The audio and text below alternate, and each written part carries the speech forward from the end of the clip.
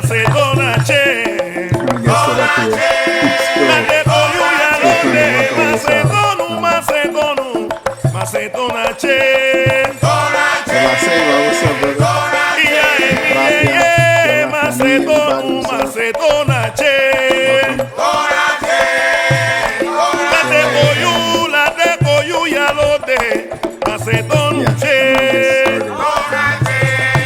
me turn the music off. How's everybody doing? What we did last week, I think we took our shoes off, right? I'm going to do that again. Get comfortable. Take off my shoes. Get my feet on the ground. Alafia, Lukumi people. Felicia, everybody. Hello. Welcome, welcome. DJ Asar is going to join us shortly. And we're going to have a little conversation about divination, what it means, what it is in our tradition. And we're going to talk about odus. What are odus?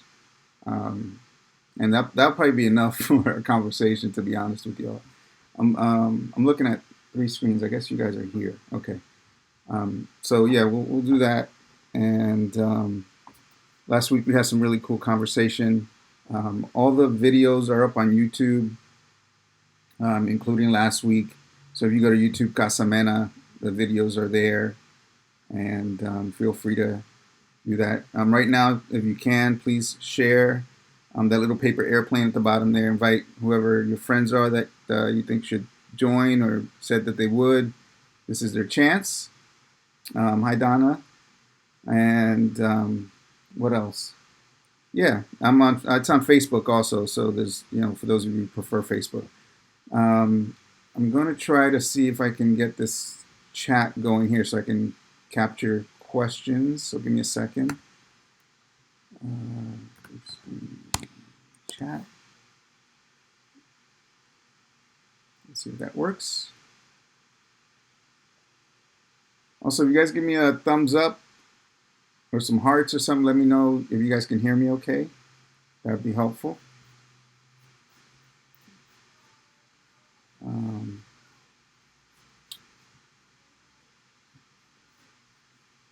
So many screens. Hold on, guys.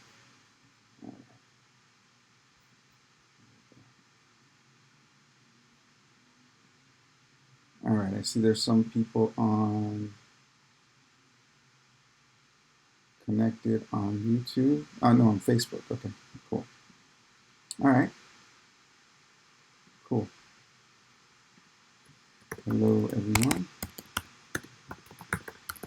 Not sure what time Asar is going to join.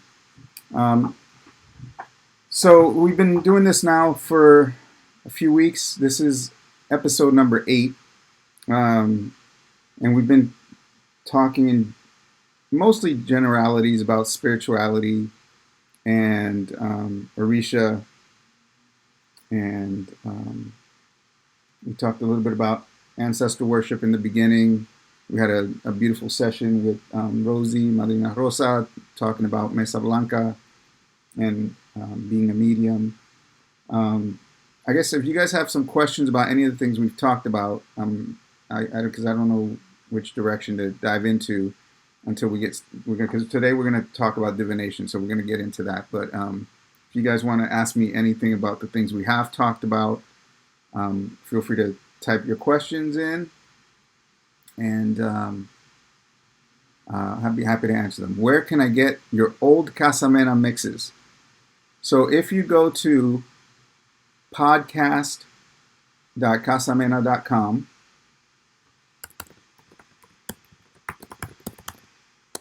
all the mixes are there. Most of them are also on Mixcloud if you're a Mixcloud person, but they're definitely on podcast.casamena.com if you want to get the mixes. All right. Hi, Genji. Hello, everybody. Thank you, brother. Okay, so recapping from last week, we talked about herbs and eating healthy. I thought it was an important conversation. I was so glad to have Genji come on.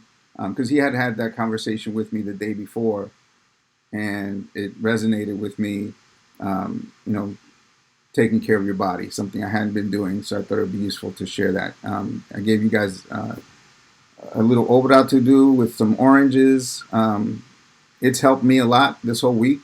To be honest with you, I did it, and I've been making more of an effort to make good eating decisions. So for me, it's been helpful. Yeah. So anyone have any questions that you'd like to have answered before I jump in? Enjoying reading the reference books. Yeah, there's some good books also on the Ocha Talk page. It might be on the Casa Mena page also. But there's I put a bunch of book covers on there. Some of them are more detailed, some are more introductory. Feel free to DM me if you have some questions about the books. I've read most of them, so I could probably help guide you to whatever you're trying to get to as far as a book that you're trying to read. Give me 1 second, guys. I'm just trying to set up here.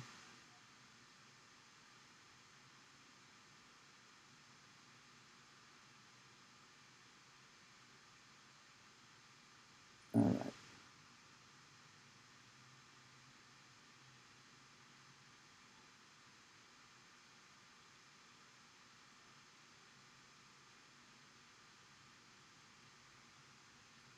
Okay. Let me make sure I'm good here. We're off to a late start because I was been behind on a bunch of stuff that I'm doing. Yes, you're welcome, very welcome for the mix.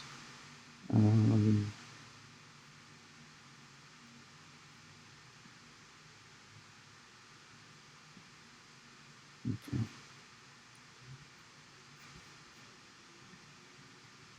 All right, can you guys hear me? Just let me know if you can hear me before I get started here.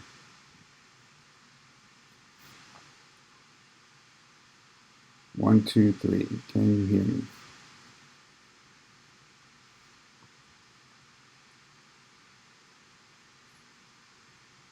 Okay, you guys can hear me. Awesome. Okay.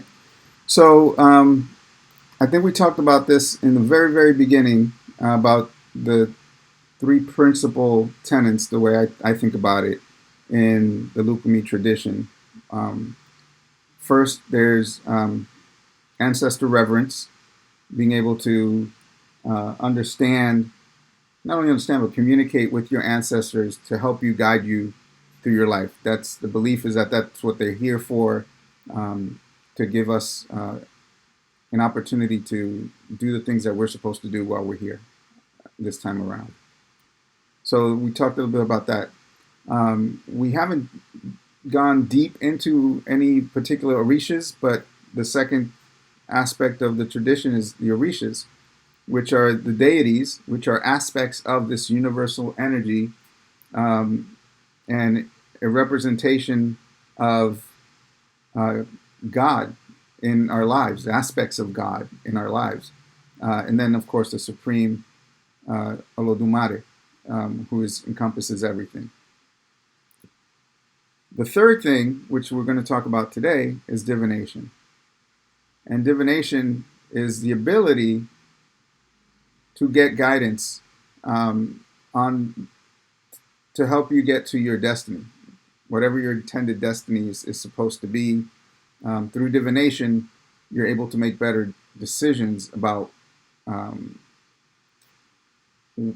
what roads to take in your life, decisions to make.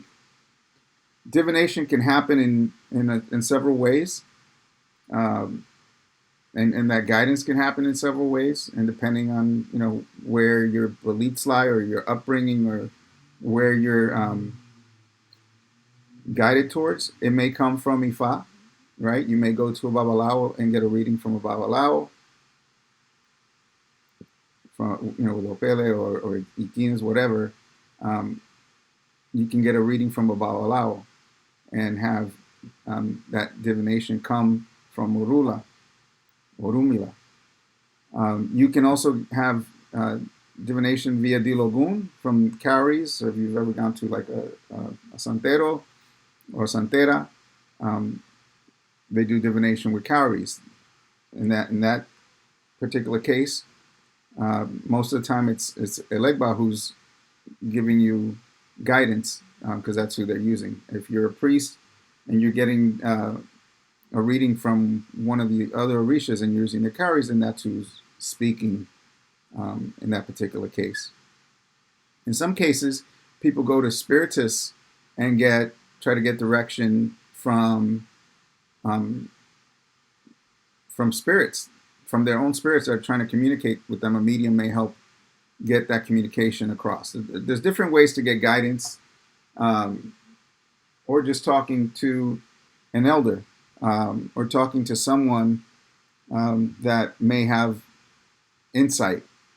Those are different ways that you can get guidance. Today, we're going to talk about divination in this tradition. So that's going to be the topic of the discussion and how all that works. What happens when you get a reading, if there's blessings or if there's not blessings when you get the reading. So, for example, you may have asked the question, can I move to California, right? When you ask that question, there's different aspects of that answer that you may have to tend to. So, for example, the answer may be, yes, you can move to California, but you have to do X, Y, and Z. Or, no, you don't have blessings to go to California. Or you have blessings if you do this thing. Or the reading may tell you what kind of blessings you have to go to California, right? So, ire is a blessing. You may have ire otonowa, blessings from heaven, to go to California. Awesome. Or you may get blessings that are, ire elese abure, or, blessings from your brother, or ire elese egum, whatever. There's different ways that blessings manifest themselves. So if you're trying to decide, and this doesn't just apply to, I'm saying all this because I'm hoping it makes sense to someone, because it's making sense as I'm thinking this, and it's not something I've thought of a lot before. I just do it. But when you think about a decision you want to make, you should be able, with your own head, decide not only is that a good decision for me, but everything that surrounds that decision. Should I move to California? Well, what do I need to do to make my move to California successful? Those are some of the things that some people don't think about when they're making decisions. Right? Should I move to California? I want to move to California. I'm going to move to California.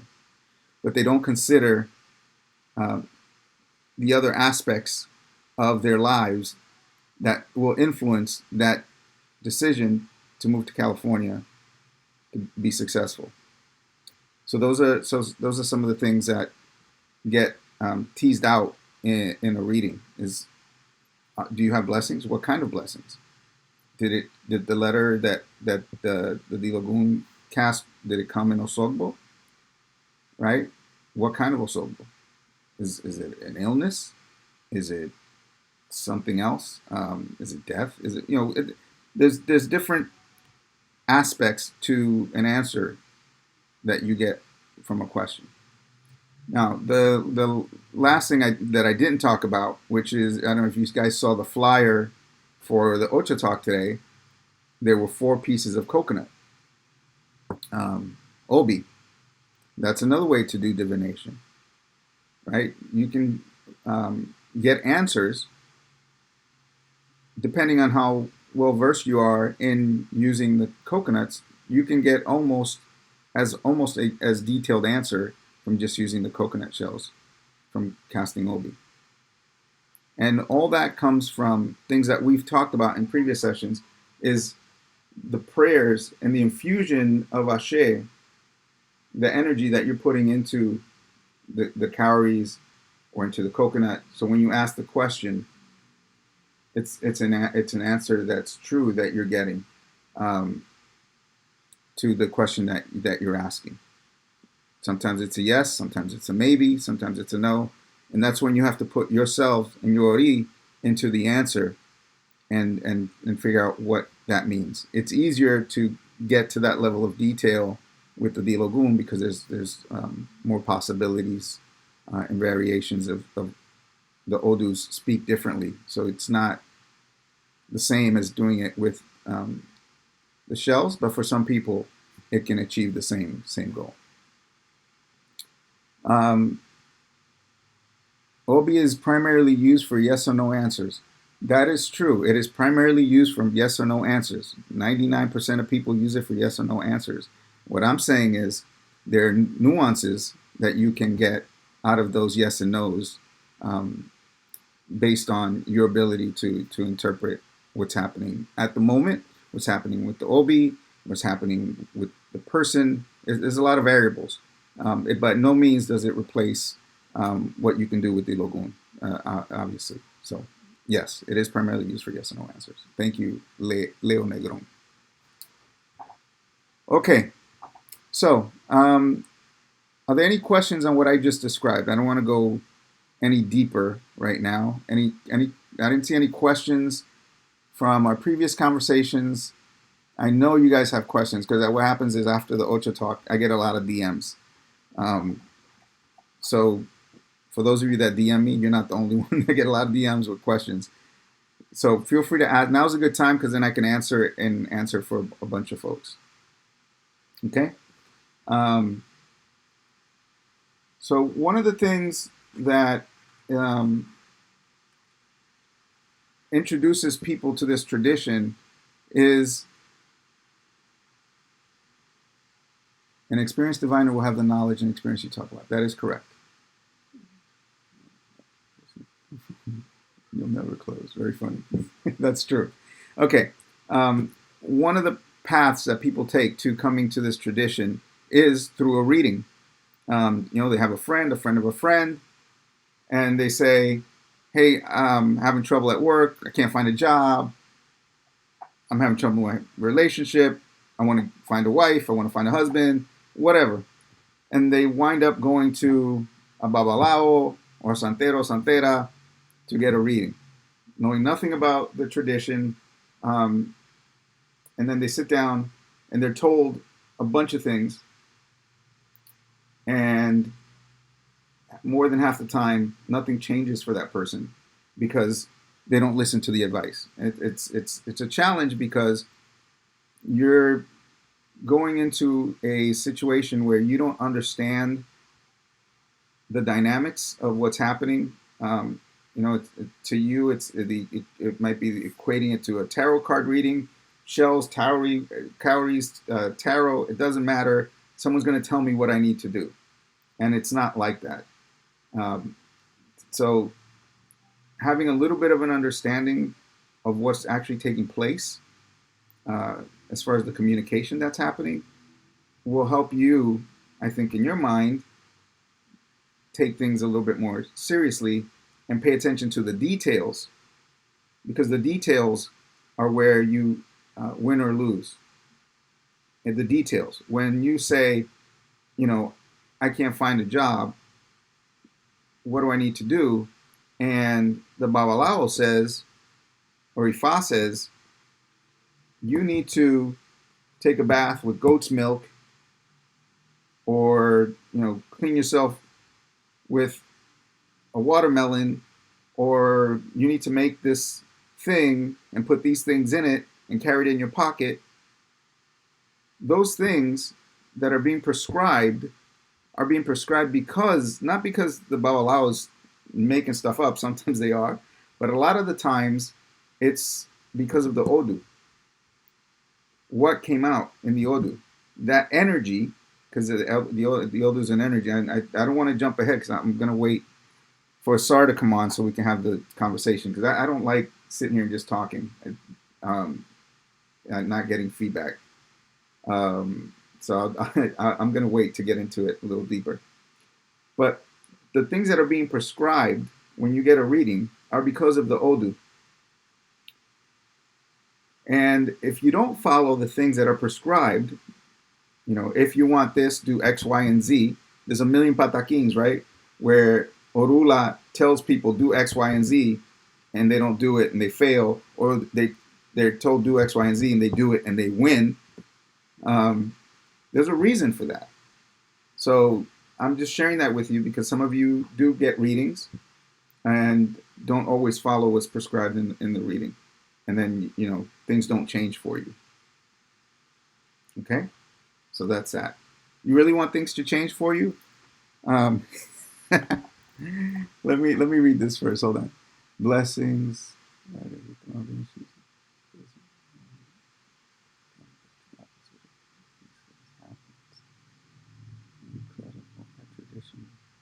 Always in awe. Yes, I am always in awe. If you throw Obi, and Eshu says one outcome, but the opposite of what he says happens. Yes, we're going to explain what an Odu is. I'm waiting for Asar to come on, and we're going to have a conversation about Odu. We're going to talk about divination, what it is, why it's important, and that's why I didn't want to jump into this, because I want to set the table with Asar when he comes on. Let me just make sure he's not waiting. 1 second, guys. Okay. So, here's the thing about Eshu or Elegua, right? If you ask something of Elegua, and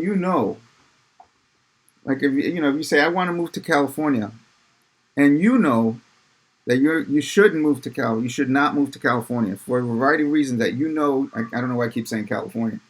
For a variety of reasons that you should not move to California, but you're going to ask anyway. There's a chance that Elegua may say, yes, go ahead, move to California.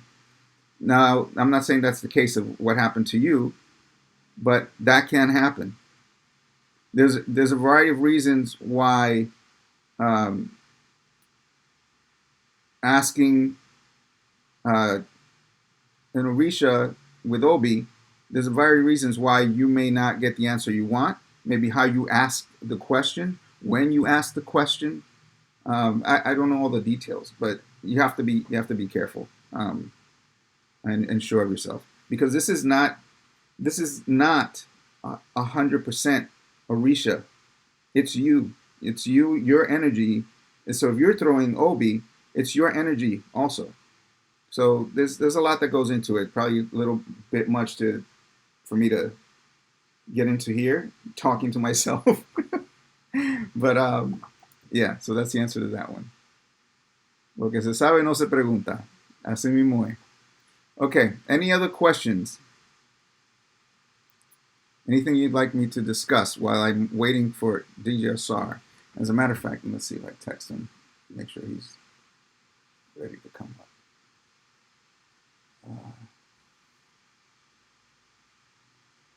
1 second.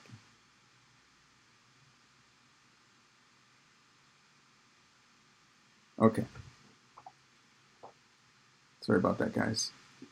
I have 3 things going on here. I'm trying to set this up so that I don't have any audio issues, because we had some audio issues in the past and I had to go back and fix them. So, and I'm just scrolling through, because we have some folks on Instagram, so I just want to make sure I'm not missing any questions. Can you talk about finding the right person to guide you in Ifa or Lukumi? I've had from okay to bad experiences. Yes, I'll touch on a little bit. We did talk about this in a previous Ocha talk. What I recommend is doing Egun work. If you know how to communicate with spirits that are with you, listen to them. Listen to your gut. Listen to yourself. If you feel uncomfortable or you don't feel 100% comfortable when you meet someone, they're probably not the right person. If you aren't in a place yet where you're able to communicate with those spirits, if something's pushing you to go talk to, something's pushing you to go talk to Babalao or Santero, you should explore that. Is it your grandparent? Is it an uncle? Someone that's trying to help guide you? Then ask them. When before you go to bed, say, "Hey, so and so, this is what I'm thinking about. I need your guidance. I'm thinking about going to see this person." Just all those things, and see how you feel the next day. If you don't feel comfortable, then that probably is not the right person. But I agree. Yeah, I mean, I know a lot of people that have had terrible experiences. I waited a long time, um, you know, to get involved with this tradition, and I knew that I would, but I knew the responsibility that came with it, and I just waited. And luckily, I was very lucky that met at the right time the godparents that I have. So I'm blessed in that way. So there's DJ Asari's joining. But that would be my recommendation: is to listen to yourself, get guidance from your spirits, um, and feel comfortable. If you don't feel comfortable, then ask them questions. If that's the kind of person you are that you need those answers. But I think just feel comfortable with the person. If you don't, then and then they're not the right one. It's always a challenge to find the right guidance. It's true. Um, and that doesn't mean that you have to stay with that person forever if they're not the right person to work with you to help guide you spiritually, because it's a very vulnerable place that you're putting yourself in. So they may not be the right person. Then you let them know and say, hey, listen, I'm gonna this is not what I was looking for, or whatever. Just figure it out. Okay, let me see if we're trying to get Asar on here. I see. There he is. What's up, brother? Well, boy, okay. Let me see. Now, let's see. Let's make this so we can both be on here. There we go. Let's see if this works. Okay. So, how are you, my friend? I'm fine. Coming from out in the world, coming from work and dealing with the transit world, as well as COVID in New Jersey, New York area, things like that. I understand. Well, thank you for joining us, man. I know everyone loves when you come on and share your knowledge. I also think it's important because there's a perceived divide. In some cases, it's true. Some cases, it's not. Perceived divide between Ifa and the Lukumi tradition. We're different branches of the same tree, and we coexist, and we not only coexist, but we commune as brothers. So that's why I enjoy having you on here, because I want people to see that this is not black or white, and we're all coming from a place of love. Yes. So and I've been having to do a lot of historical reference study into the impact of Lukumi on the Caribbean area or the Caribbean locale, because what we don't really pay attention to is just history itself. And in history, if we understand that there was wars that happened in the Bight of Benin and in the area of what they call also the Bight of Biafra, also that Gulf of Guinea. And the people who were brought from those areas during that time of those wars, specifically Owu War, the Sokoto Wars, the Ajayi Wars. Those wars are what brought the people from Nigeria, who brought the people who were the, I guess you say, the captured and enslaved peoples from Oyo, from Ijesa, and various regions. And they are the ones who now, at that time, resided in Cuba because of their enslavement. They lived in places like Brazil. They lived in places like Trinidad, St. Lucia. And these are all, when you start looking at the history of it, they are descendants of people from Oyo. So when you see Sango being a heavy influence inside of Cuba, it's because those are his people.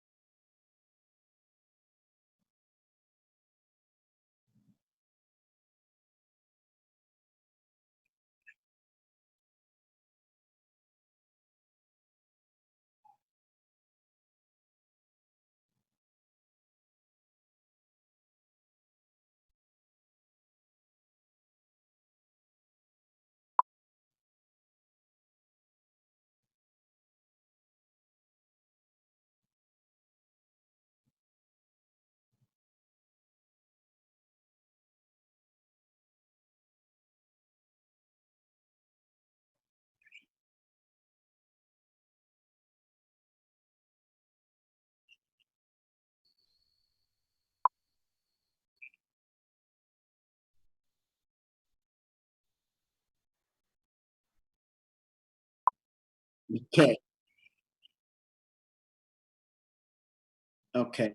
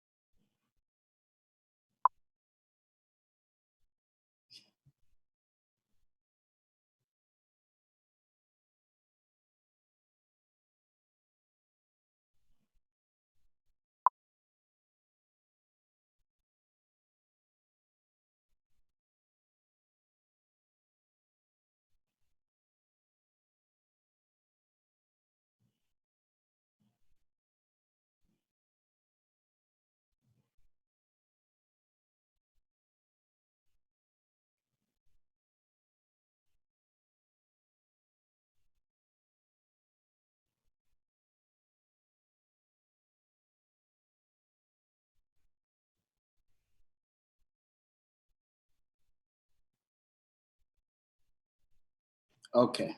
So let's start first with what is Ifa. Ifa is a divination system. It's a binary code. It is a code that, has everything involved in it. It's an existential logic. It's what holds all of the information of everything that has ever happened from the beginning. It's a body of knowledge. It's a universal science, and there's knowledge in this system of Ifa that contains the details of human destinies. It correlates to our biological makeup. It is also what gives us the framework for the quest of our answers, or quest. It basically is the framework for the quest of our questions that we ask that seek an answer to a problem. Okay, Ifa is also an oracle that also has embedded into it structures of natural, physical, quantum consciousness, cosmology. Man, I can go on how Ifa itself, as the system, has recorded every detail from the micro to the macrocosmic level of life. How Orumila comes into play, or in Santeria, they call it Orunla or Orula. Orumila, Orun, Mila. Orun is heaven. Mila knows. It's heaven that knows the details of your circumstances. So when you get Ifa divination, you have the first basic 16 principle Odu, okay? And they are what exist, the things that were created at the beginning when existence was coming to be, okay? And inside of that is the light, the dark, the good, the bad, death, growth, human civilization as it's developed, as it's grown. And then you have the Omodu. The Omodu are what existence created. So if you can imagine a binary code and you start having a combination of said codes, 1 and 1, 2 and 2, 1 and 1, 2 and 2. You start having this code or this pattern. The pattern dictates what came to be during that time of existence, how existence created this circumstance. And these things go back to the beginning, okay? So if you can imagine, the Omo Odu are 240 in total. And inside of those Odu, or what we like to say Odu being, because I want to try to kind of bring it together in two places. Odu, you have,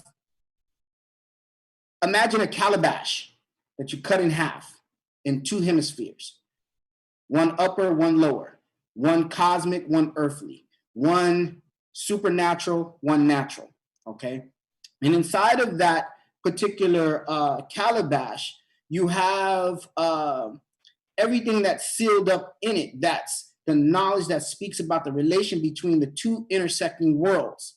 Those two intersecting worlds are that where our Ori exists. They call it Ikole Orum, which is heaven, or what happens in Ikole Aye.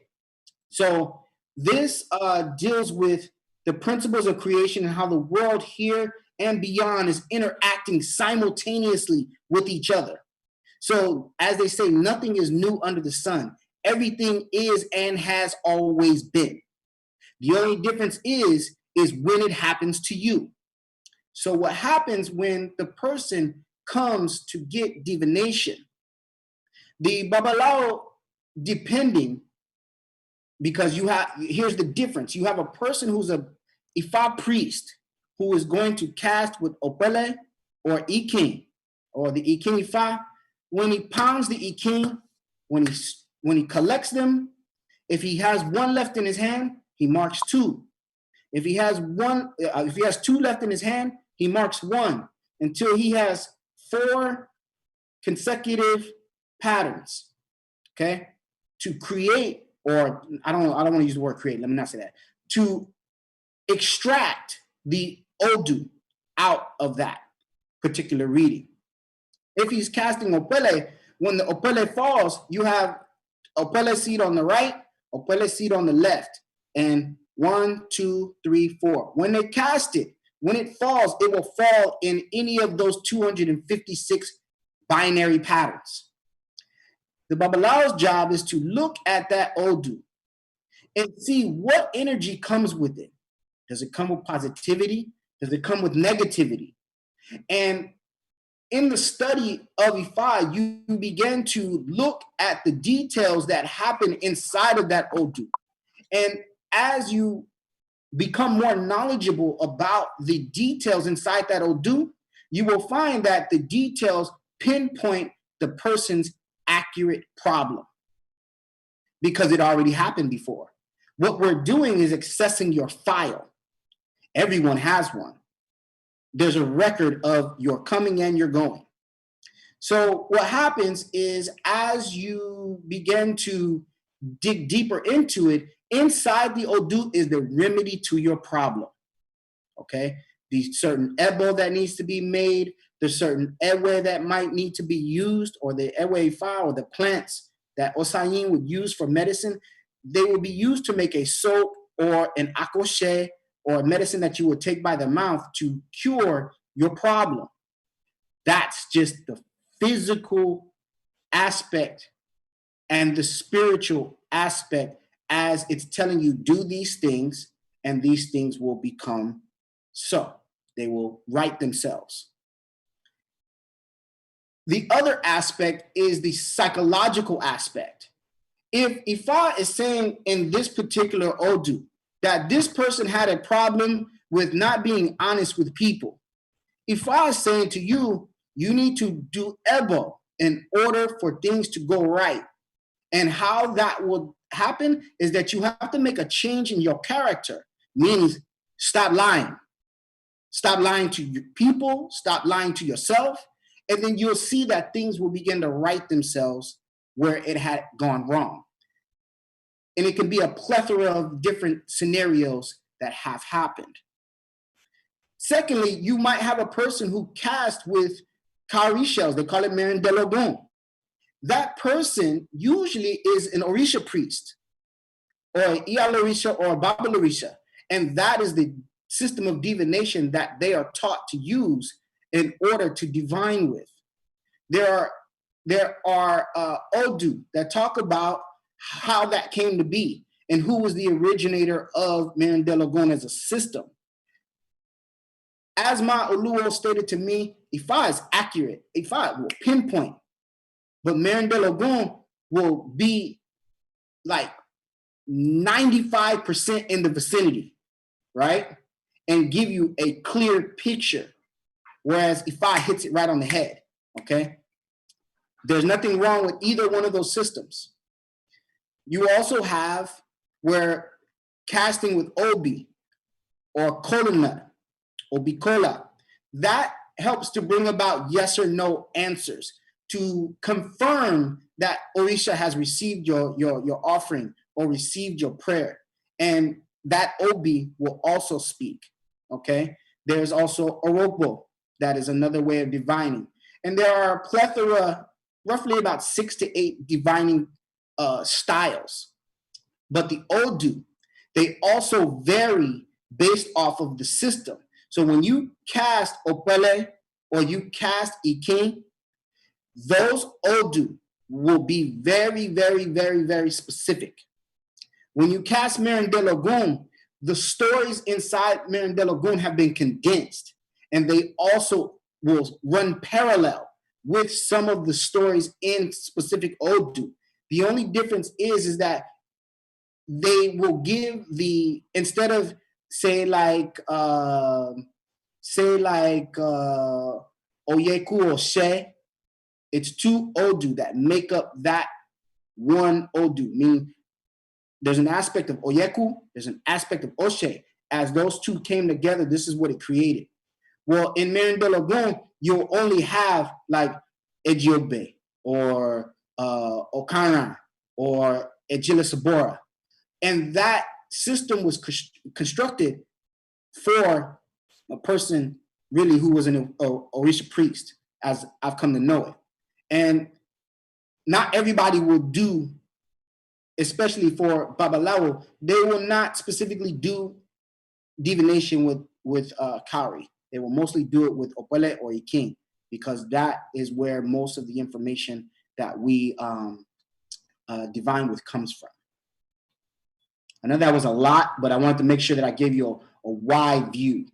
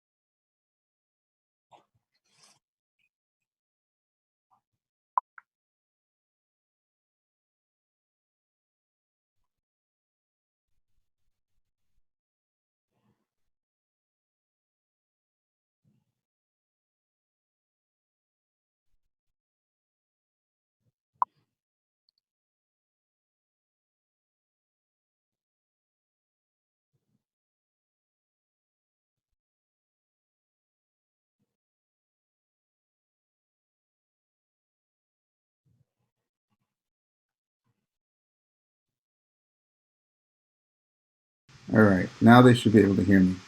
Hopefully, you guys can hear me now. So, just one minor correction, because I know you're not in the Lukumi tradition, but when we do the Logun readings, we actually do get the compound Odu. So, if someone's getting a reading, it's never, Irosun or Oche. It's going to be Oche Meiji. It's going to be Odibada. So we do the compound Odus. Just a minor correction there.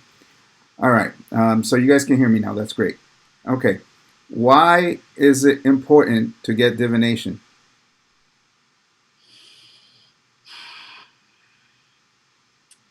Okay. So sometimes what happens, and in most cases, a person will have a series of events happen in their life. And those events, some of them are the major ones, like a birth, a marriage, a business, buying land, leadership position, all the way on to death. And when you get divination, it is a way to extract the details of what is happening to the individual in that particular moment, in that moment in time. And as the Babalao is reading, or as the Orisha or Babalorisha is reading the person, they are not doing anything that comes from a place of like psychic reading. No, that's not what's happening. Professionals who actually have studied Ifa for years, they arrive at accurate understanding of existential phenomena that happen. So when the person gets the divination, that Babalao is reading directly what is coming from that person's head and their spirit. So when they get that divination, it is to help to give them the instructions on how to navigate through the physical world. It helps them to navigate through the spiritual world. It also helps them to learn the details on how to move closer to their destiny in life. Okay? Not everybody will be an Ifa priest. Not everybody will be an Orisha priest. When the divination comes and it says, hey, Oshun says that, you know, you are a child of hers, we know to guide that person towards Oshun.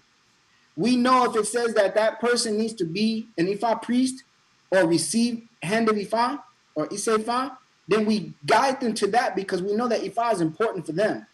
So the details that come out of the divination help to give them guidelines and instructions on how to live a life that is clear, a life that is good, honest, with humility. It has the details that help a person stay on the right track. Okay? And say, for instance, a person feels in their mind, but I'm a good person. Everybody's a good person, right? Or so we say. Or people will do things in the dark, but when the light is shined on them, and that's what Ifa does. Ifa helps to shine the light in the dark places.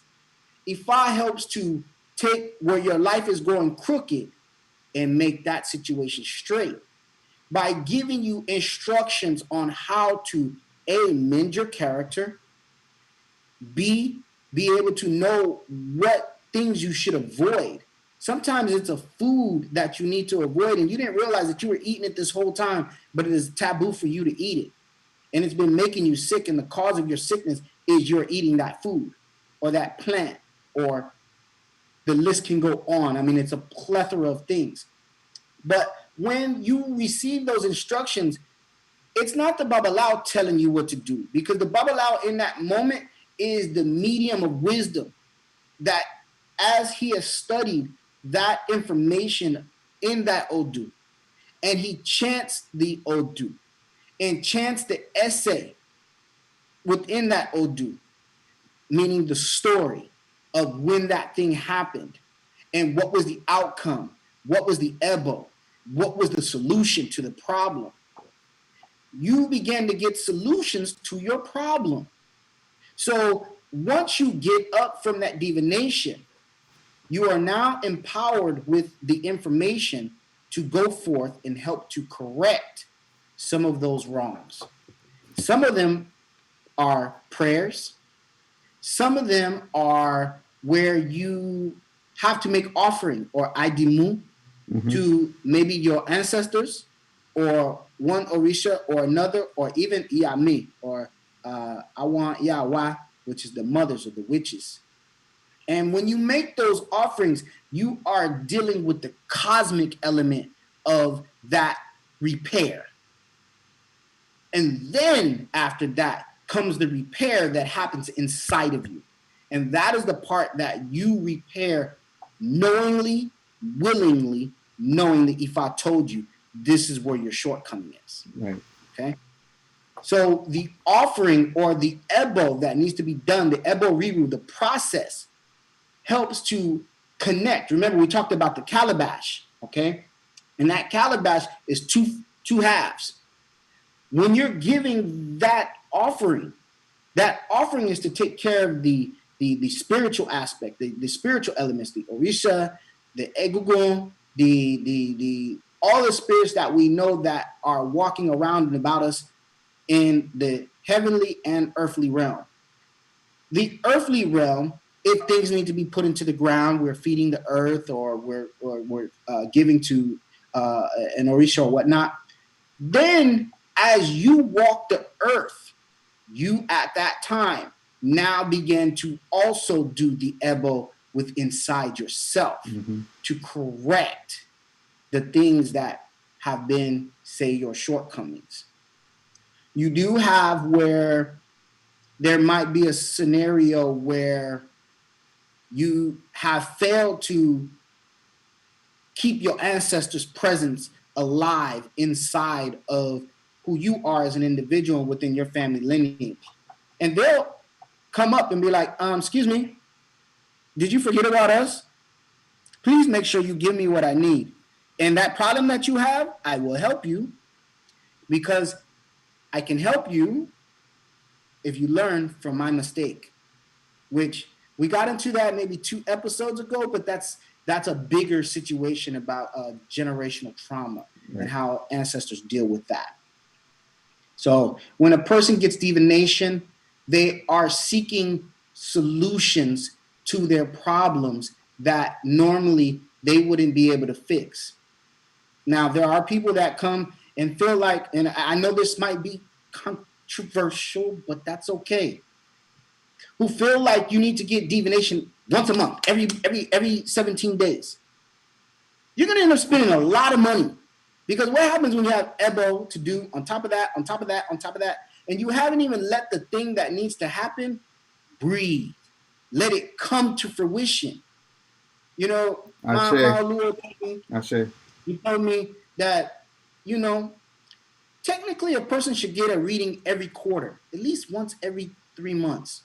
Because once you do the ebo, things will begin to miraculously happen over time.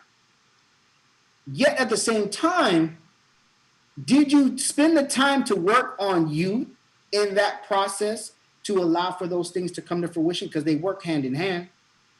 And Ifad said that there was a time when, you know, human beings wanted everything to happen instantaneously. They wanted things to happen like this. If I come to Ifad and ask, Ifad, why am I not having money? Can I have money today? And they're expected to do ebo, and then all of a sudden money falls out the sky. People will be running to Ifad in droves, right? But it's Eshu, who's Arumila's friend, who said, look, people take this stuff for granted. So they have to wait. Not only do they have to wait, but they have to make sure that they compensate you for your work because you're out here saving lives, okay? Which is another topic that might come up maybe in future Ocha talks about why it's important for money to be involved in the process of ebo as it relates to spiritual work. That comes out of Ejiogbe. So we'll talk about that later. Okay.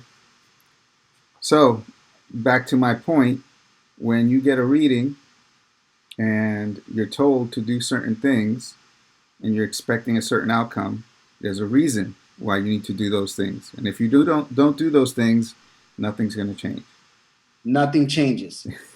Might get worse. You just kill animals. You just kill animals and their lives are lost. And you didn't do anything to change the situation right here and all around here. And now you accuse the Babalawo of being a fraud, but at the same time, you didn't do what you're supposed to. So now you come back for another reading. And you get the same or a similar situation in the next reading that says, did you do this? Did you not take care of that? Right. So it's just a reminder. Yep. Agreed. So I'm going to pause here for a second. We've got to restart the Instagram. So everybody bear with us, and we're going to talk for a few minutes longer. Give me 1 second while I figure out how to do this.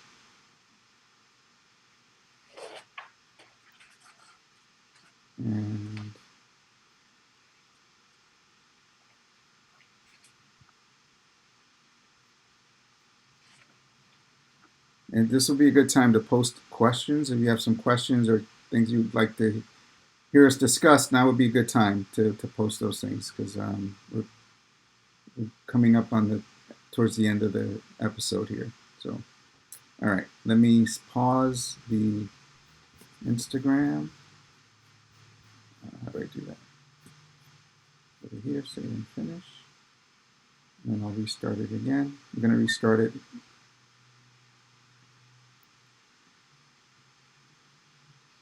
One second, guys.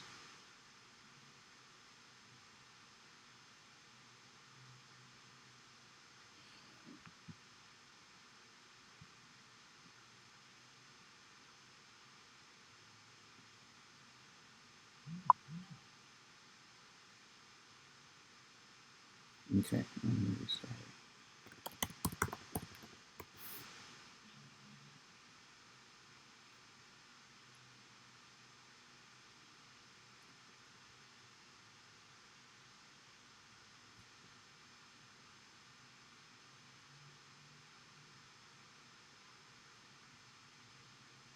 See if it works. Come on. There we go. Copy that. And go over here.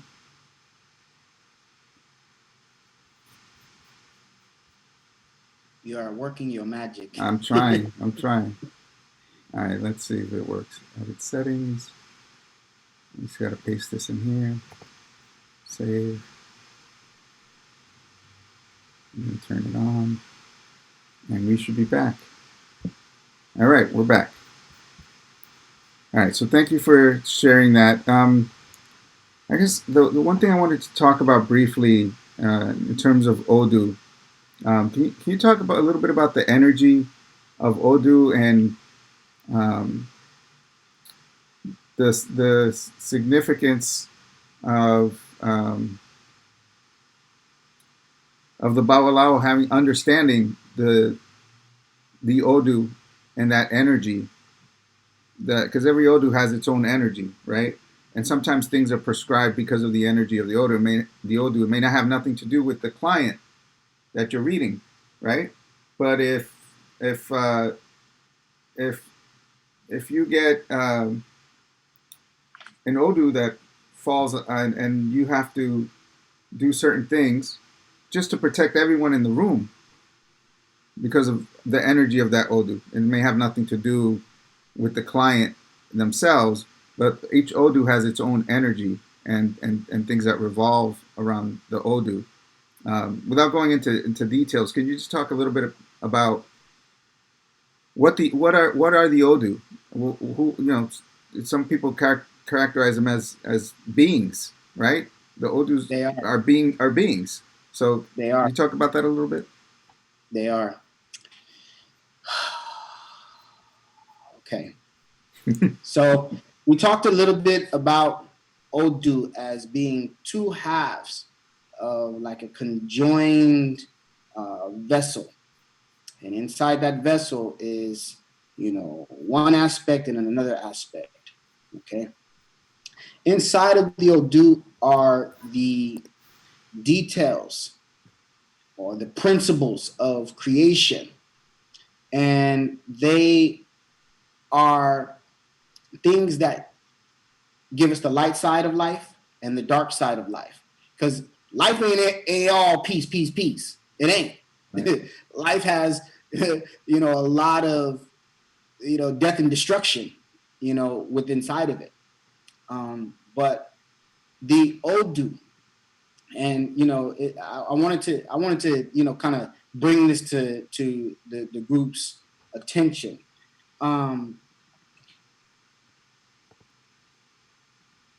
It was something that I had been studying over the last couple of days, and I'm gonna actually read it directly so that now you understand. Okay, it talks about there's a term called lai in Ifa that talks about one experiencing the source of creation, okay? And one's being merges outside the confinements of time and space and enter into communion with the essence of origin. It is in this realm the wisdom of Odu is retrieved and in turn made manifest by the Babalawo. This center is activated more strongly as the Babalawo is practicing the tradition and searching to unveil destiny and secrets resting within the fabric of creation. During divination, the owl activates this center and is said to return in some degree to time when Orunmila, the prophet of Ifa, walked the earth, and thus Ashe is released. This Ashe can also manifest in the form of vision and dreams, as well as deep insight in the complexity of situations, well aided by prayers, enchantments, and mysteries embedded in the poetry. It is a condition to state beyond the intellectual and realistic reality, and it is of purely mystical nature. So what that's talking about is inside of the Odu is the things that happen. Some of them were very ecstatic, okay? There are Odu that when it comes and it falls and we know it's bad, then there are things that we have to do to Opele. There are things that we have to do to Ikin, and that is to protect the people in the room, as you say. And it also means that instead of chanting that Odu, we chant the opposite of it. So let's just say it's Oyeku Oshe, then we chant Oseyeku instead to diffuse it, okay? So inside of that information is where, and I'm gonna specifically direct it to the process of Ebo Riru. When we are chanting the Ebo Riru, those verses come out of the Odu Ifa, and they are specific verses that speak to how we activate the spirit of protection, how we activate the flame or the fire of Ifa to burn away all negative forces, to also call upon Eshu to come and take these offerings or take these prayers where they may go. Where we may also call upon the tool that we use, the horsetail feather, irukere, to ward off any sickness, loss, death, poverty, anything away from this Ebo, so then that way it can get to where it's going. So when we are chanting Odu Ifa, those beings are being activated to work on behalf of the client, to work on behalf of even the Babalawo, to also help to invigorate his wisdom to be able to reach that point of clarity, okay? Because these stories inside or the essay inside of the Ifa, sometimes they can talk about animals in this circumstance and this circumstance, and it seems like a very, interesting parable. But inside that parable is the proverb or the lesson that person needs to learn from. So when we call upon these Odu, we're calling upon those beings to come and help us. They are living, they are active, they are constantly revolving around our everyday experience, okay? The best way I can describe it is like, imagine it like this. Imagine if you can see how many atoms it takes to make up a being and how they circulate and how they operate and how they work all at the same time, right? Some, if you go back to simple science, you have protons, you have neutrons, and then you have electrons. The more protons you have, right, at the core of that, you have the nucleus, and then you have the neutron. The neutron helps to hold it together, but the thing that makes that atom stronger, based off of the more protons you have, is the amount of electrons that are around that atom. And the more electrons there are, the more powerful it is. So as they say, you can be surrounded by so many enemies, but that should not affect the power that you possess. Okay. In fact, it attracts more negativity because people don't want to see you do well, right? But the reality is that if you can see that happening and imagine that as an Odu, that is a source of power or a source of energy that helps to bring clarity to all that has come from the beginning of creation, okay? Imagine that vast amount of power, because there is no distance between time and space, okay? What that means is that it could have happened millennia ago, but it's happening to you right now. So how short is that distance?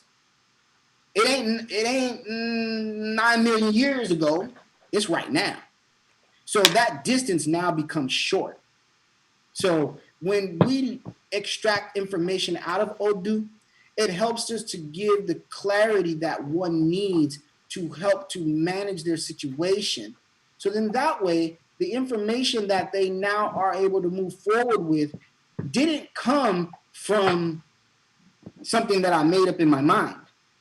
It came up from the very first time that situation happened in existence, and what was the cause, what was the remedy, who was involved in that story, and what was the outcome.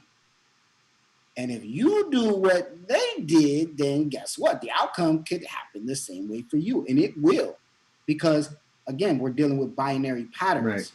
We're not just dealing with make it up as you go along, and everything in life is just subject to being whatever. No, there's nothing new under the sun, and everything that is and has happened will always happen and will continue to happen. Everything is, as they say, it is what it is, and you can't change it. So the reason I've been having these Ocha talks, there's several reasons, but the reason we're covering the topics that we've been covering is I'm a firm believer that there has to be a strong foundation for you to have success in a tradition. And I've seen other folks doing videos and talking about things, and the information that's out on the internet, like here are the songs that you sing for Elegba. These are the songs you sing for Osain. This is how you make this Osain for this Orisha. This is how you read Dilogun. This is the process to do this and that.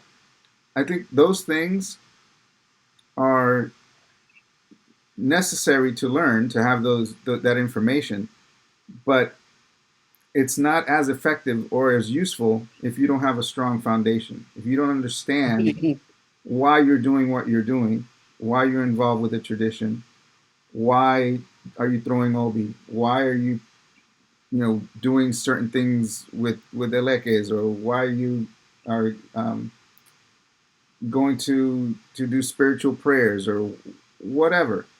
All the foundational things. What is it? Why are you getting readings today? What is an Odu?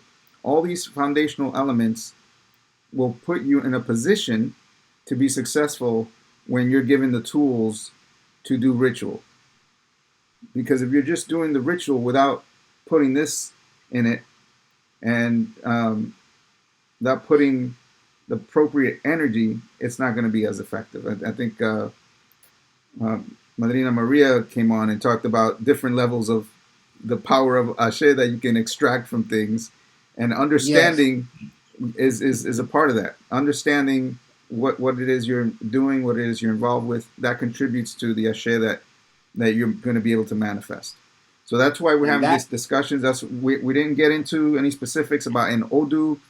We may down the road. I know last week I talked a lot about Ochameji. That was what was going on last week.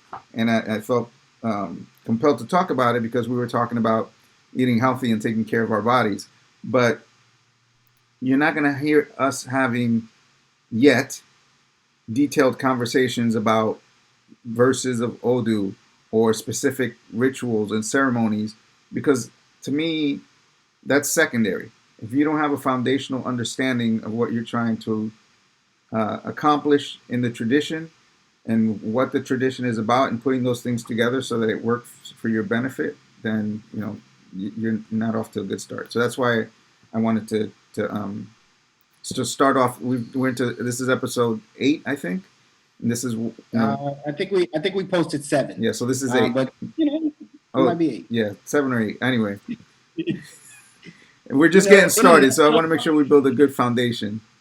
Yeah, in a nutshell, Carlos, Ifa is a process of pursuit of knowledge about one's destiny. If you could sum it all up, that's what it is. And you are seeking out the details on how to live a better life. And there's a word that I want to put out here, and please, I'll spell it slowly, because this is the core about values, human values that are most important, and that Ifa teaches us about at all levels. It's called Omo Luabi, or Omo Luabi, OMOLUABI,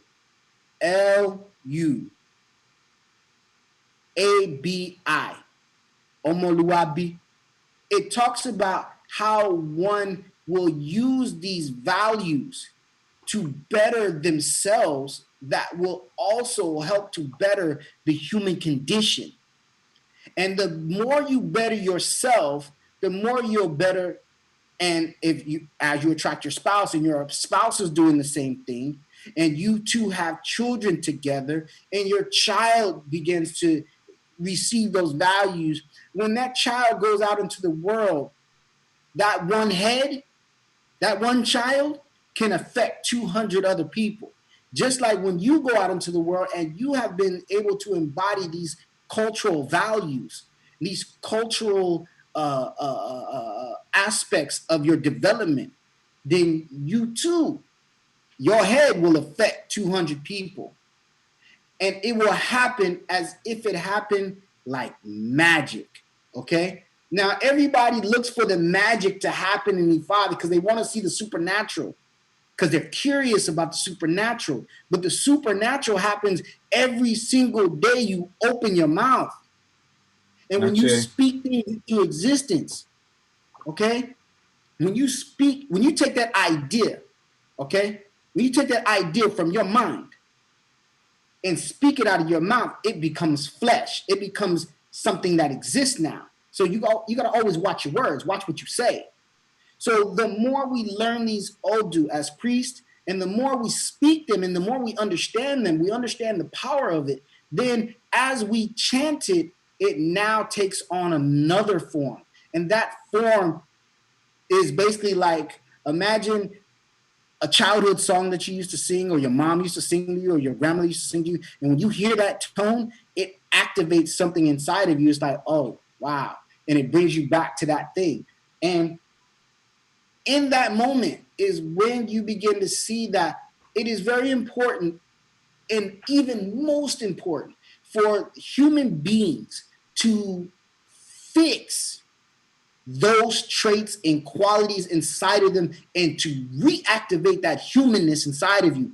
And some of it means that you got to go through the muck to erase some of the bad character or the bad influence that some people, sometimes even your parents, have put on you. And you didn't even have a chance as a developing human being to live out these qualities. So as you live your day-to-day, you begin to watch what you do. You become more reticent, is the word, about your every action. Because what's inside is outside, and what's outside is inside. Mm-hmm. So your universe that you are creating based off of what you do every day. Remember, we talked about those atoms, right? You speak them out. It becomes flesh.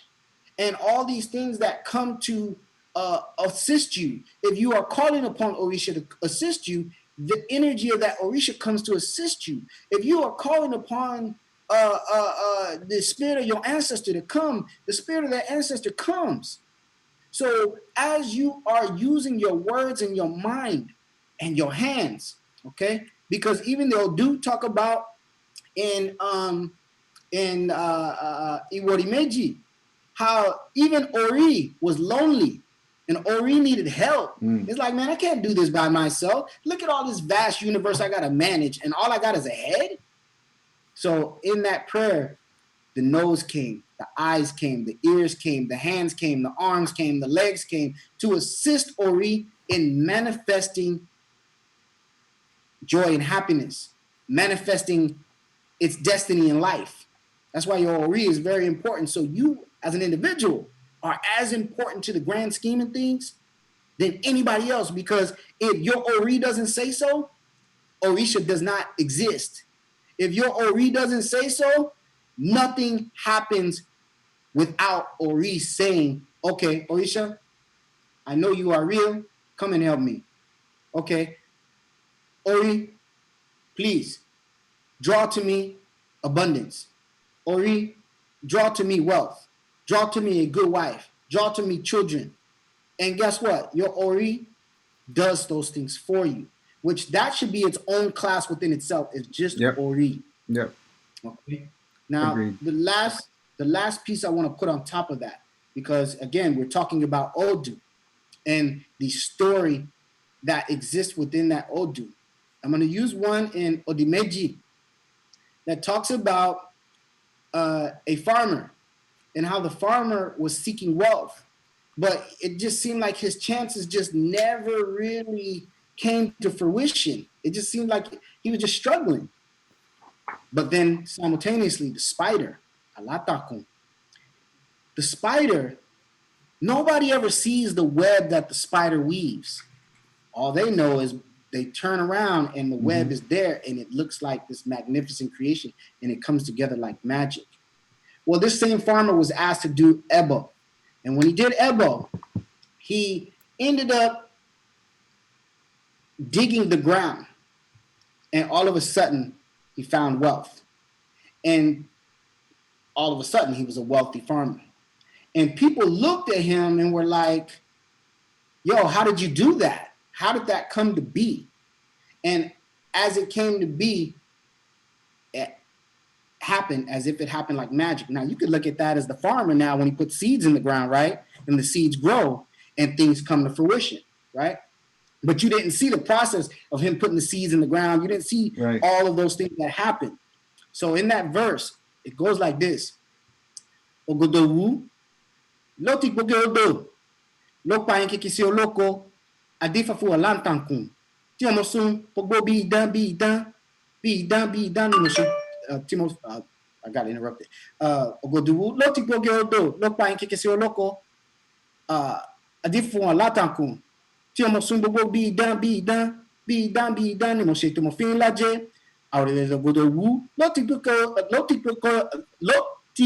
odò lọ́pàá yín kékeré sí olóko. Bí idán ni mo ṣe tí mo fi ń láya, tí mo fi ń bímọ, tí mo fi ń bí níre gbogbo. Àwòrán Ogodowu loti gbókè odò lọ́pàá yín kékeré sí olóko. Ọkọ mi erigi àlọ́. Bí idán ni ọmọrò yìí ṣe. And that story, that chant talks about the farmer and how he was searching for wealth. And Alatakun, the spider, when he weaves his web, it's as if it happened like magic. So when we chant this Odu, we are saying to the person, may all of your blessings come and manifest for you as if it happened like magic. It's not magic. No. It's what it is. So I wanted to, kind of bring that to the table. So then that way, as we look at these Odu, and there are a plethora, imagine 256 with at least 800 different essays inside of each of them. Yeah. It's a lot. Okay. No, I thank you for sharing that. And what was I going to say? It just escaped me. Odi Meji, that's a very serious Odu because it entails lots of things, family, children, parents. But in the context that you were talking about, there's also the proverb of, you don't catch the biggest fish by luck. It's by having the biggest hook, being in the biggest ocean with the biggest bait, which is parallel to what you just described. So, all right, beautiful. Absolutely. Well, let me pause here and see if there are any questions. Now, there's a minute delay, so we're going to have to wait for a minute, but we're going to wrap up guys. Thank you so much for joining us. Please post your questions. I'm going to wait a minute here for you guys to catch up because there's a little bit of a delay, and then let's get your questions if you have any last chance to ask some questions. Because what happens, I get them all in my DM later. While we're waiting, why don't you tell folks how they can reach you if someone like wants to get a reading or get in contact with you? Okay, so I'm one that does not advertise myself like that, and the reason why I don't advertise myself to try to recruit clients or things like that is because they say that a good owl does not, in one sense, pimp himself out like a business, because those that will get to you, they will get to you. Okay. Those that need you, they will come to you, and things like that. So if it's social media, they can find me on Facebook at DJ Asar. That's DJ AUSAR. Instagram as well. All social media handles, you can pretty much find me there. And if you reach out to me and you have questions, I'm happy to answer questions. If you are a person that is wanting to seek more out of your experience in life, and you are really wanting to, delve into Ifa, I would sit down and have a conversation with you first, because sometimes people they come. We talked about this earlier. They come with curiosity and they're expecting one thing, and when they find out spiritual self-development is the key to this whole thing, and they don't want to do that because they want something magical to come fix their lives, it's like, then I might not be that person for you. And that isn't to say anything about any priest or anything like that, but I'm the type of person like the Osanista that was on previous, that she said, I don't want to waste your time and I don't want you to waste mine, because life is real out here, so yes, I can help you.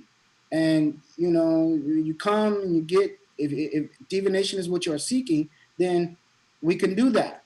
Okay, if it's more like you are seeking answers to your problem to have this work done, then we do it. But the reality is are you serious about taking your life seriously? Because at the end of the day, when you seek divination and you open up that portal and you open up that situation about what you're going through, you can't turn it off. You're responsible for what you know now.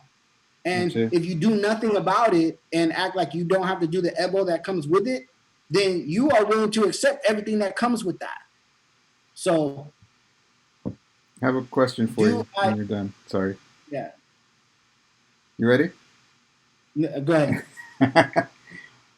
What does a Baba look for in godchildren?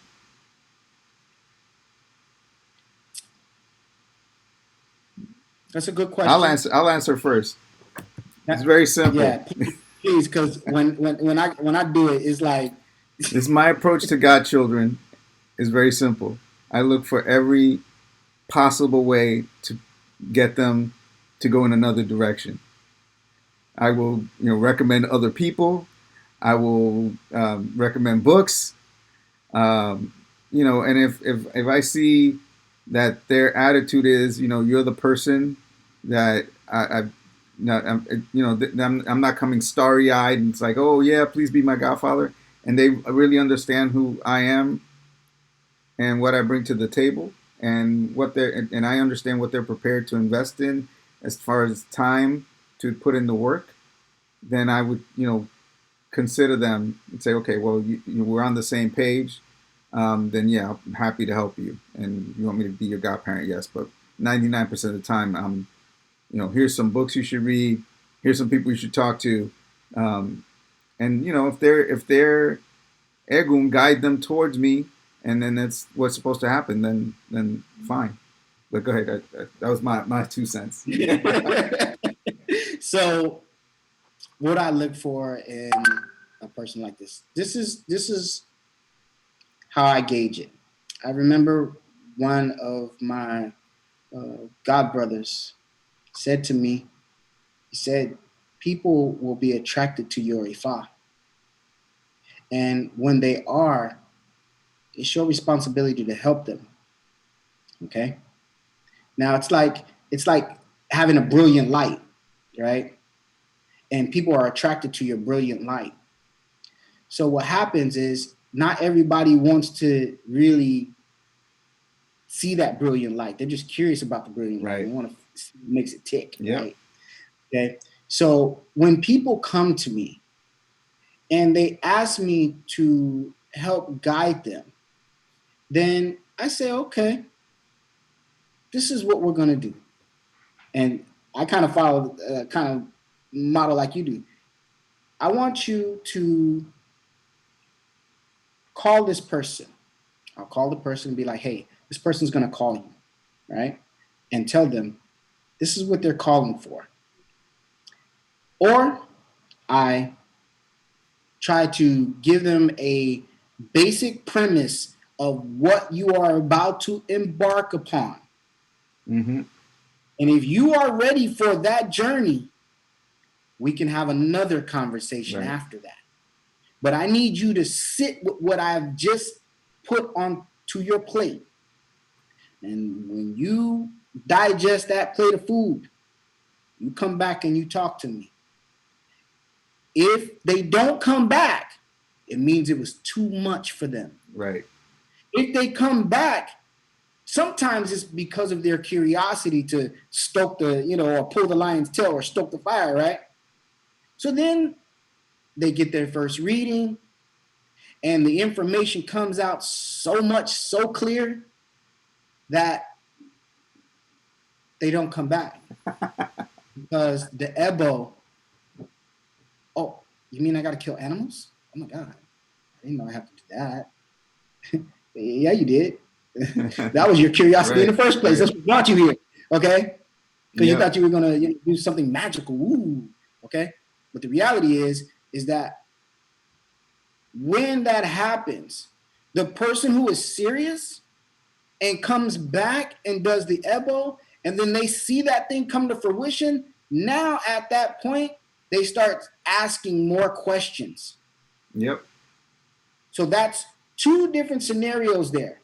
The third is that when I decide, which, I have a discussion that I have on Sundays, I call it embodying the sacred. And it's just a hour-long conversation with those people that have been with me for a little while. And basically we open up an Odu and we go into the story and what the lesson is and how it affects you on your everyday, very mundane level. Yep. And then this is something that you could take into the week. It doesn't require your commitment. But if you want to know more, then I will structuralize a series of classes for you. Right. And then, from that, if you want to just stay on that side as a person who is still a client, you're not a student yet, you're a client, and you start wanting to move deeper into it, that divination that you had is going to tell us what it is that you need to be doing. And as you begin to come back and do more and do more and learn more, then at that point you can decide, do I, meaning you're looking at me, do I have the qualities that it takes to be a person that is guiding you spiritually? Because it goes hand in hand. I can help you and my life can look brilliant. And your life can look very brilliant to me too, right? But the reality is that's not what this relationship is about. Right. This relationship is about helping to better the human condition. And if I'm able to help you in that area, who am I to say no? Yet I can and do have the choice to say no. Because if you're not willing to commit to your spiritual development, which is your life, how can I help you? Right. I can't. I was about to append my answer. It's a little bit different from yours. Because I do lean towards saying no to people. But at the end of the day, for me, in our tradition, it's not my decision. It's like I use decision. At the end Exactly. of the day, it's his decision if you're going to be my godchild or not. As much as I might want you to be my godchild, if he says no, sorry. I've had many of a situation where if I said run away from this person, there you go. This person is only going to bring you stress and strife. They're only going to give you more problem. And it's because that person is hard-headed. That person doesn't want to listen. That person thinks that you're a fool. And they are testing you. And they think that what you have inside of your head, the ashe that's inside of your head is a joke. So when things begin to happen to them, and it's not because I caused anything, it's because you caused everything that's happening in your life, but you're coming to me for help. And I give you help by giving you advice, right? I use the Oduifa to give you advice, but you don't listen. So how can I help you? Right. Ache. All right. Well, my stomach is starting to grumble, which tells me it's going to be it's dinner time, which is usually. And you know what? It's good because we've been eating a different kind of food today. Yes, sir. And it's light. It's like light vegetarian food. It's very fluffy. But the reality is, you gotta get to the meat of the matter. And the one thing that I can say for anybody, so you don't get taken advantage of, okay? If you are going to be with a person who is responsible for your spiritual development, make sure that person has a history of good character. If they do not have a history of good character and they have a put on, then guess what? You can't tell the difference between the sage and the con man. Okay? So that's one. Okay. Two, study. Listen, if I were to show you, okay, my reading today, one document, another document, another document, and I got a table of other documents over here to continuously study, and then study my recordings from my own Oluo, from sitting next to him and listening, and him giving me the meat and giving me how to chant it, and for this ritual, for that, and studying the material that has already been given to me in his absence. Because he's in Nigeria. Yep. I'm here, right? And study. So that way you can show yourself as a person who really wants to know, okay? It ain't gonna just fall into your head like somebody just downloaded it. Nah, it don't happen that way. Right. You gotta want it. Like I got a document I want to share with you about a ship called the Manuelita, which was one of the ships that came and brought a whole load of Yoruba people to Cuba, but something happened with that ship where they had to turn it around, because of an incident that went wrong, very wrong. Send me that.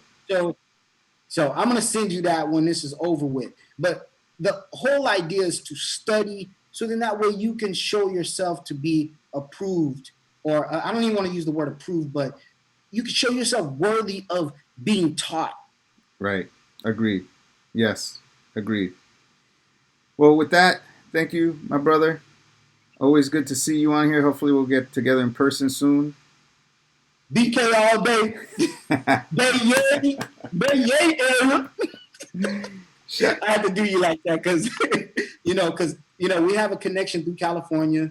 We have a connection, now with New York. But then we've been connected in Atlanta, so we have all this fun, and then still at the same time we're able to be serious in each of our respective Yes. I'm ready for a party, man. We need to get back to partying. Listen. I've been waiting for a Bembe party and waiting for my turn in the lineup, because Sonny been rocking, right? Sonny been rocking. Cecil came and beat it up, we're gonna do it. Somebody came and beat it we're up, gonna do it. Yeah, the Bembe party needs to come back. It's got to be one of them parties where it's like Gingy, Osulade, me, Sonny, Cecil, anybody that's ever just beat up a Bembe party. That's a lot of people, though. Hey, man, listen. That's a lot of people. It's a work. Now you're talking, man, that's a long list. You got, Man, that might be a festival up yeah. this mug, That's what we'd like to do at some point. We get back to some sense of normalcy. Yeah, some sense of normalcy. Everybody protect yourself. Don't just drop the veil because they say things are opening up. Still continue your aspect of cleanliness. Uh, you know, inside and out. Make sure that you're protecting your loved ones. Keep your mask on, when you're in public, just so you don't catch any unnecessary germs and things like that. Wash your hands. You should know that, but the reality is take care of yourself, love your family. If there's somebody in your family that you got beef with, settle that beef, fix that problem. You understand? If you haven't talked to some of your family members in a long time, reach out to them, because guess what?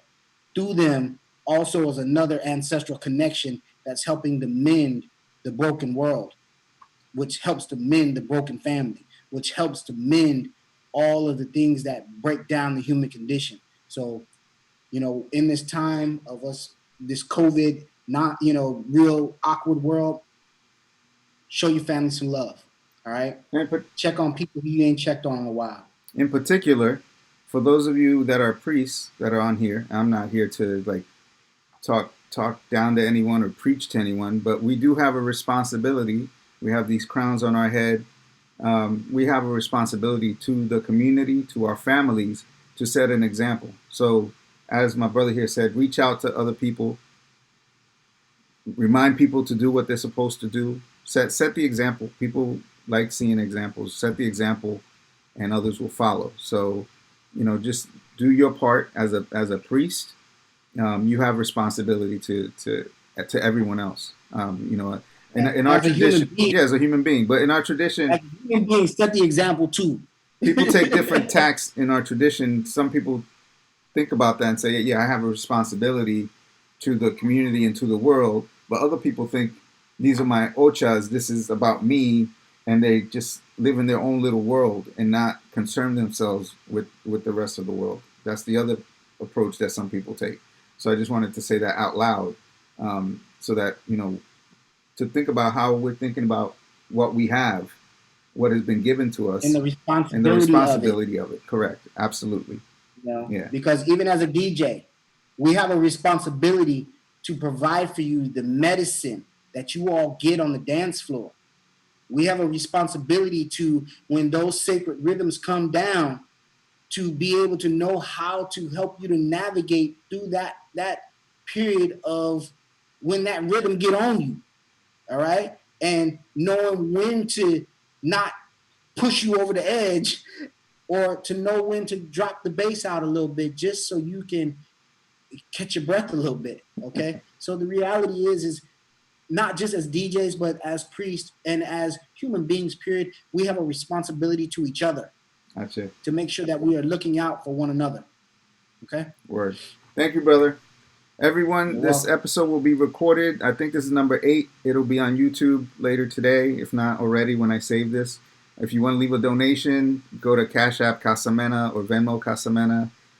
Thank you so much for tuning in these last few weeks. We'll be back next week with I don't know what. This is never planned. So it is what it is. Let me add this other part, or you can go to, Ocha Records on Bandcamp and Traxsource and all the other places to support the brand, because the brand is strong. You understand? Y'all gotta, help support the movement, because the artist, even though, the artist has been out here gigging, well, those gigs are gone now. So now it's product and merchandise and things that people can still support the artists by going to these particular sites like Traxsource, Beatport, Bandcamp, and anywhere where Ocha Records or Ocha Imsanzi exist. So last thing I want to say is, please leave us in the comments on YouTube or Facebook. I'll read all of them, or even DM me what you would like to hear us talk about, or if you'd like to be part of the conversation, what you'd like to talk about. But share with us your questions, your ideas, because this is a vast world that we're talking about here, and I'm not always sure which direction to take it. I'm not sure who's in the audience, what you guys are looking for, so I'm kind of just basing it on my judgment, what Spirit tells me to do and talk about. So please, if you want to hear more about Spiritism, if you want to get down into individual Orishas, if you want to get down and talk about Odu, if you want to talk about navigating life with Orisha, if you want to talk about Ebos, I don't know, whatever you guys want to talk about, let us know. All right, everybody. Peace. All right. Dabo. Let's see, how do I stop this?